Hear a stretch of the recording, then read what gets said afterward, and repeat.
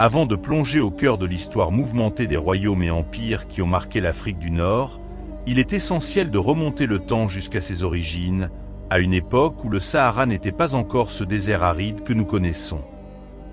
La première partie de notre périple nous transporte ainsi aux sources de l'aventure humaine en Afrique du Nord, à la rencontre des premiers habitants de cette terre d'accueil et de contraste.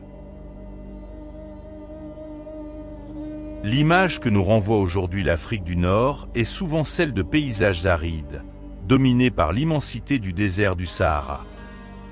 Pourtant, cette vision ne reflète qu'une partie de la réalité, et surtout, une réalité relativement récente à l'échelle du temps géologique.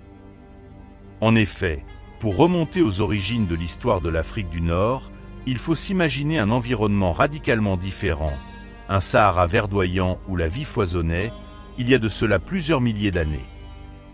Car avant d'être le plus grand désert chaud du monde, le Sahara était une savane verdoyante et fertile, irriguée par des lacs immenses et parcourue par de nombreux fleuves. Les témoignages de ce passé luxuriant sont omniprésents pour qui sait les déchiffrer. Anciens lits de rivières aujourd'hui asséchés, traces d'érosion hydrique sur les roches, fossiles d'animaux aquatiques retrouvés en plein cœur du désert. Autant d'indices qui nous rappellent que le climat de l'Afrique du Nord a connu des variations considérables au cours des millénaires. Cette période, que l'on appelle le Sahara vert ou période humide africaine, s'étend approximativement de 10 000 à 5 000 ans avant notre ère. Les précipitations, bien plus abondantes qu'aujourd'hui, favorisèrent le développement d'une faune et d'une flore riches et diversifiées. Des troupeaux d'éléphants, de girafes, d'hippopotames et d'antilopes parcouraient les plaines verdoyantes, tandis que les lacs regorgeaient de poissons. Ce paradis perdu a progressivement laissé place au désert que nous connaissons aujourd'hui, suite à des changements climatiques complexes et progressifs.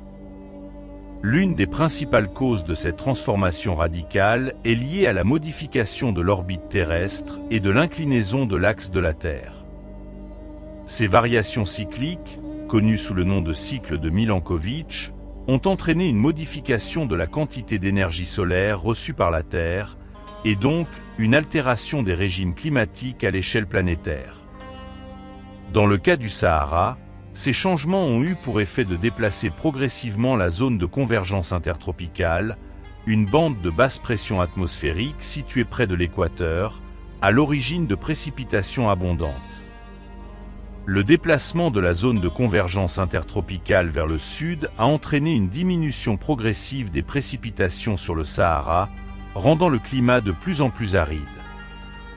À cette évolution climatique lente et progressive se sont ajoutés des phénomènes plus brutaux, comme des périodes de sécheresse intense, qui ont accéléré la désertification.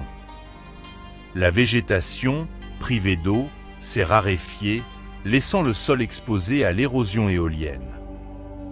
Les sols fertiles, emportés par les vents, ont contribué à la formation de dunes de sable, modifiant irrémédiablement le paysage. Cette transformation progressive du Sahara a eu un impact majeur sur les populations humaines qui peuplaient la région. Contraintes de s'adapter à un environnement de plus en plus hostile, elles ont développé des stratégies de survie spécifiques, migrant vers des zones plus clémentes ou se tournant vers de nouveaux modes de vie, comme le pastoralisme nomade.